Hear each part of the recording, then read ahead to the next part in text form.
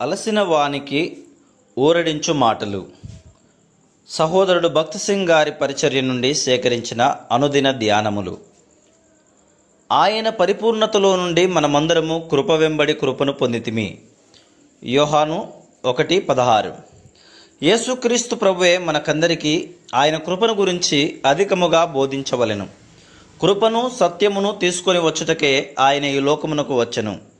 ఆ వాక్యము శరీరధారి అయి కృపాసత్య సంపూర్ణుడుగా మన మధ్య నివసించెను. తండ్రి వలన కలిగిన అద్వితీయ కుమారుని మహిమ వలె మనము ఆయన మహిమను కనుగొంటిమి. యోహాను 1:14. యోహాను 1:16లో మనం ఆయన సంపూర్ణతను గూర్చి చదువుచున్నాము. ఆయన సంపూర్ణతలోనికి మనలను తెచ్చుటకే ఆయన ఈ లోకమునకు వచ్చెను. ఆ సంపూర్ణతను మనము కృప ద్వారా పొంది సంతోషించగలము. యేసుక్రీస్తు ప్రభువు యొక్క శిష్యులుగా ఆయన మహిమను చూచు ఆధిక్యతను వారు కలిగి ఉండిరని శిష్యుడైన యోహాను సాక్ష్యమిచ్చుచున్నాడు. కృపా సత్య సంపూర్ణుడు అను ఈ 2 మాటలలో ఆయన మహిమ వివరించబడింది. వారు దేనిని చూచి దేనినైతే మహిమ అని పేర్కొనిరో అదే కృప మరియు సత్యము. నీవు ఎంత అధికముగా దేవుని కృపను అనుభవించుదువో అంత అధికముగా ఆయన సంపూర్ణతను అనుభవించగలవు.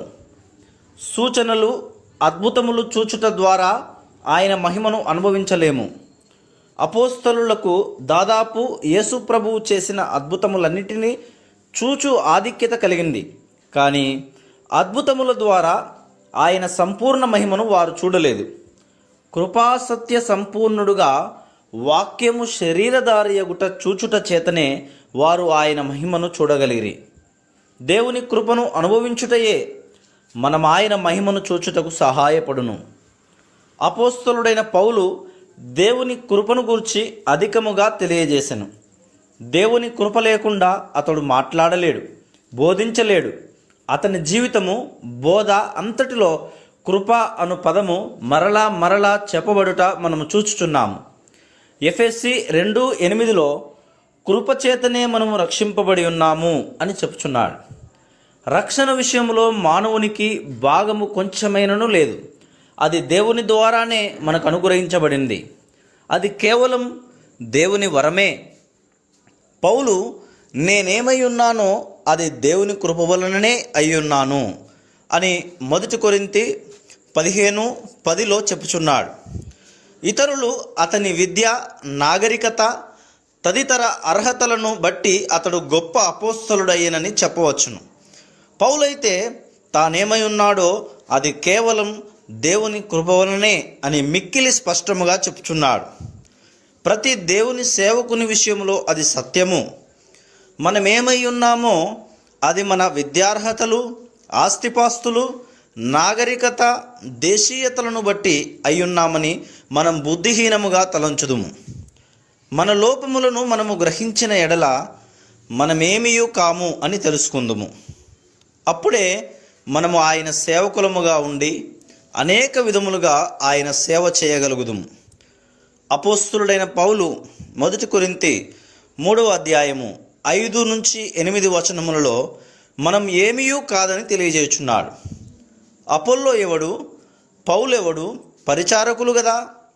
ఒక్కొక్కరికి ప్రభు అనుగ్రహించిన ప్రకారము వారి ద్వారా మీరు విశ్వసించితిరి. నేను నాటి తిని, అపోల్లో నీళ్లు పోసెను. వృద్ధి కలగజేసిన వాడు దేవుడే.